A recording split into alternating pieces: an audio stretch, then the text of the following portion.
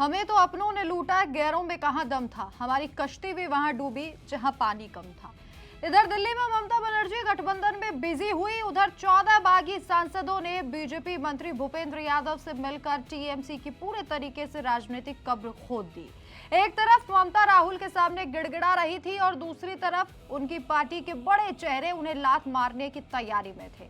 जी हां, जब ममता बनर्जी इंडिया गठबंधन की बैठक में व्यस्त थी और अपनी पुरानी तर्ज पर विपक्षी एकता का राग अलाप रही थी, ठीक उसी वक्त उनकी अपनी पार्टी टीएमसी की कब्र दिल्ली में खोदी जा रही थी, बर्बादी की स्क्रिप्ट लिखी जा रही थी।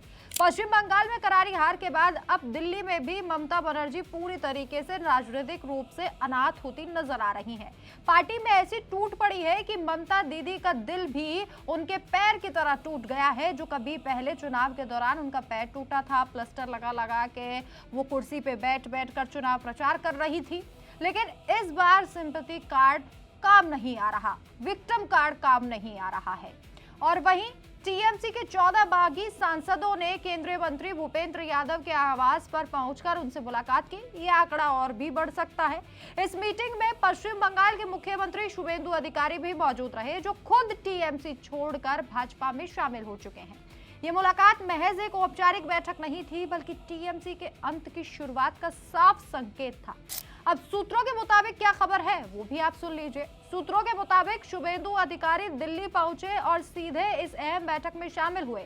भूपेंद्र यादव के अलावा त्रिपुरा के पूर्व मुख्यमंत्री विल्लभ देव भी वहां मौजूद थे। राज्यसभा सांसद सुखेंदु शेखर राय, जिन्होंने आज ही टीएमसी और राज्यसभा की सदस्यता से इस्तीफा दे दिया, उन्होंने भी 5 अन्य सांसदों के साथ अलग से मुलाकात की। बागी सांसदों में बर्धमान पूर्व से शर्मिला सरकार, हावड़ा से प्रसून बनर्जी, कूचबिहार से जगदीश बसुनिया, झारग्राम से कालीपद सोरेन और बांकुरा से अरूप चक्रवर्ती शामिल थे। ये सभी नेता ममता बनर्जी के नेतृत्व और टीएमसी के भ्रष्टाचार, महिलाओं पर अत्याचार, शिक्षा, स्वास्थ्य क्षेत्र में फेलियर और कानून व्यवस्था की बदहाली से तंग आ चुके हैं।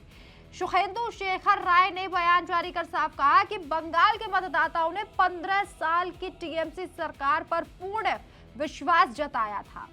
उन्होंने पार्टी के भ्रष्टाचार और अराजकता को लेकिन अब करारा जवाब दे दिया है। ये बयान ममता के लिए करारा तमाचा है, क्योंकि यही सांसद कल तक उनकी पार्टी की ताकत माने जाते थे। पश्चिम बंगाल विधानसभा चुनाव में टीएमसी की शिकस्त के बाद पार्टी में बगावत की आग अब संसद तक पहुंच गई है। ममता बनर्जी दिल्ली में गठबंधन की बैठक में व्यस्त है, लेकिन उनकी अपनी पार्टी के सांसद उनके खिलाफ मोर्चा खोल चुके हैं। ये स्थिति ममता को पूरी तरह से अकेला और बेबस दिखा रही है। एक तरफ इंडी गठबंधन के सहयोगी उन्हें सपोर्ट करने का ढोंग कर रहे हैं और दूसरी तरफ उनके अपने सांसद भाजपा नेताओं के साथ बैठक कर भविष्य की रणनीति बना रहे हैं। ये घटनाक्रम साफ संदेश दे रहा है कि टीएमसी अब टूटने की कगार पर है। 14 सांसदों की बगावत सिर्फ शुरुआत हो सकती है। कई सांसद और विधायक भी ममता के नेतृत्व से मायूस होकर पलायन की तैयारी में बताए जा रहे हैं। शुभेंदु अधिकारी जैसे मजबूत चेहरे का साथ मिलने से बागी सांसदों का हौसला और बढ़ गया। अब ममता बनर्जी के लिए ये वक्त बेहद चुनौतियों से भरा है। बंगाल में सत्ता चली गई, दिल्ली में पार्टी के सांसद विद्रोह पर उतर आए हैं और गठबंधन के सहयोगी भी शायद अब उन्हें बोझ समझने लगे हैं। अनाथ जैसी हालत में ममता को अकेला ही संघर्ष करना पड़ रहा है और ये लंबा चलेगा, लेकिन कितना लंबा ये देखना दिलचस्प है। टीएमसी में भारी उथल पुथल है। ना सिर्फ ममता के करियर बल्कि पूरे विपक्षी गठबंधन की विश्वसनीयता पर सवाल खड़े हो रहे हैं। जब एक पार्टी अपना ही घर नहीं संभाल पा रही तो वो राष्ट्रीय स्तर पर कितनी एकता दिखा पाएगी। दिल्ली की इन बैठकों ने एक बात तो साफ कर दी कि ममता बनर्जी की टीएमसी अब रहने की राह पर चल आई है और ये वही ममता बनर्जी है जो प्रधानमंत्री बनने के सपने देखा करती थी।